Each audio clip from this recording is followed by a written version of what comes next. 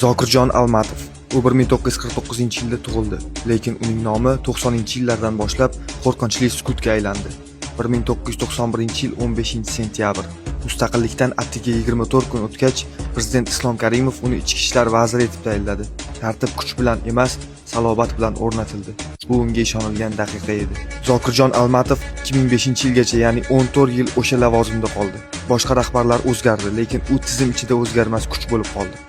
1992-yilda general-mayor, 1996-yilda general-leytenant, 1999-yilda general-polkovnik. Unga bu unvonlar mukofot sifatida berilmadi. U bu darajalarni tartib uchun qadam tashlagan har kuni orttirgan. U prezident emas edi, lekin ayrim qarorlar unga qarab chiqarilardi.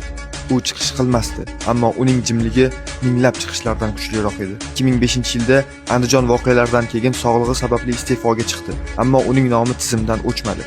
2018-yilda Ichki ishlar vazirligi maxsus yangi lavozim ochdi. Ichki ishlar vazirining maslahatchisi.